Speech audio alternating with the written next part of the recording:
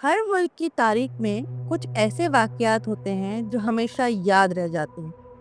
2025 پاکستان کے لیے یہ وہی سال ہے۔ بارشیں جو رحمت ہوتی ہیں، اس سال رحمت نہیں۔ ہر جگہ تباہی، بربادی اور لوگوں کے مایوس چہرے۔ اس کے ساتھ ساتھ سب کے ذہنوں میں ایک سوال: یہ ہمارے ساتھ کیوں ہوا؟ لیکن اصل سوال یہ ہونا چاہیے کہ اس میں ہماری کیا غلطیاں ہیں اور اس کی اصل وجہ کیا ہے۔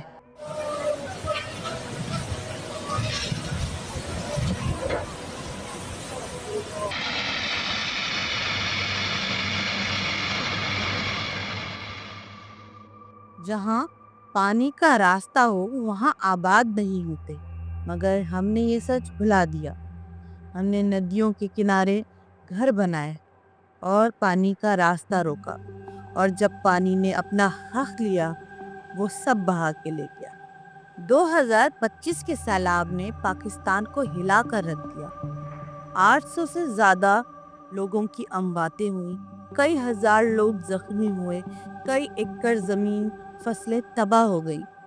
پنجاب، جسے پاکستان کا دل کہا جاتا ہے، وہ آج پانی میں ڈوبا ہوا ہے۔ 8400 سے زیادہ گاؤں بہہ گئے۔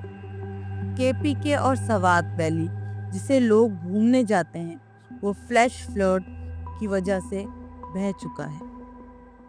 اس کے علاوہ ریسکیو ٹیمز کے کئی لوگ ریسکیو کرتے کرتے شہید ہو گئے، ہیلی کاپٹرز کریش ہوئے۔ کیا یہ واقعی بہت بڑا خطرے کا سائن ہے؟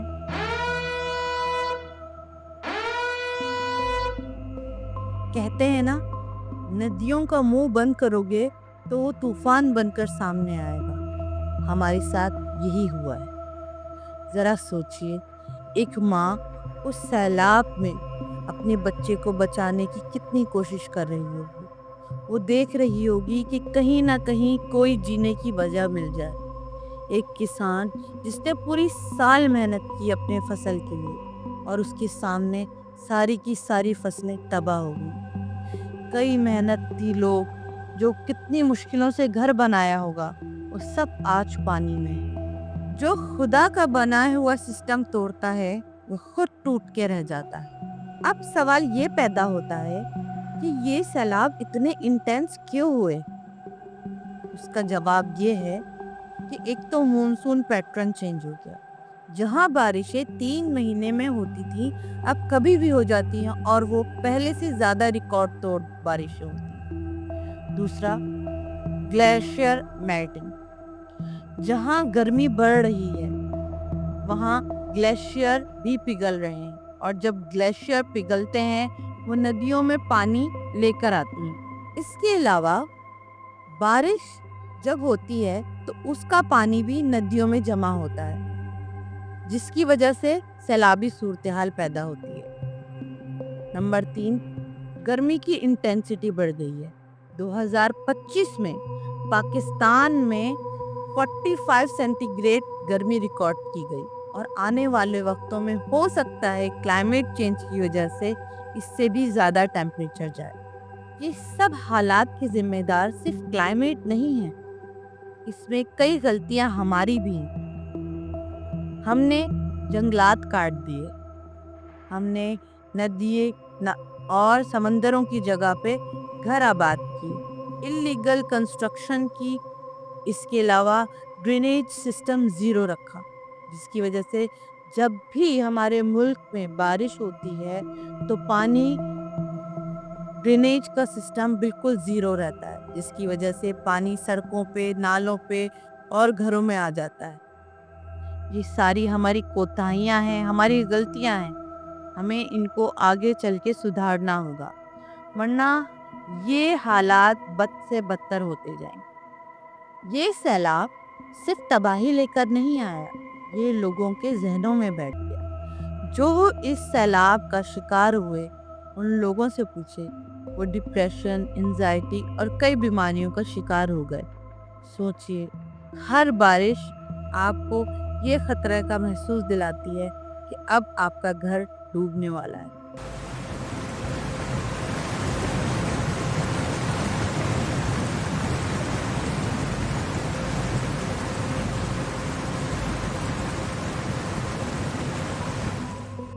ہر بادل کی گرج آپ کو یہ بتاتی ہے کہ ان قریبات کی موت واقع ہونے والی ہے۔ عقل مند وہ ہے جو قدرت قانون کو سمجھتا ہے۔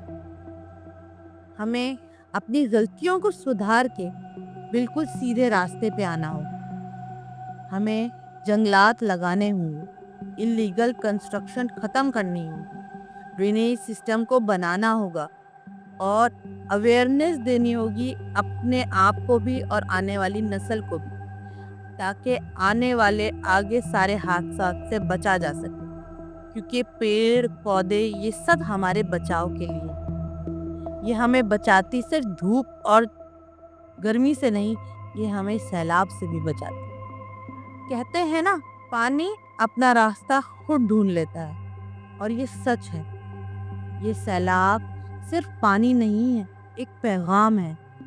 نیچر کہہ رہی ہے، یا تو تم میرے رولز فالو کرو یا پھر میں اپنے رولز تمہیں سکھا دوں گی۔ اگر آج ہم سدھر گئے تو کل ہمارے ساتھ زندگی ہوگی، ورنہ آگے چل کر ہمیں ان تباہیوں کا پتہ نہیں کب تک سامنا کرنا پڑے گا، کب تک ہمیں اپنوں کو دیکھنا پڑے گا اس مشکلات میں۔ نہ جانے کب ہم آگے ترقی کر پائیں گے یا صرف انہی تباہیوں میں رہ کے رہ جائیں گے۔ اس وقت ہمارے ملک کو ڈیمز کی اور پلانٹیشن کی اشد ضرورت ہے، اور ہمیں چاہیے کہ سیلاب زدگان متاثرین کی مدد کریں۔ اسی کے ساتھ اپنا اور اپنے آس پاس کے لوگوں کا خیال رکھیں۔ اللہ حافظ۔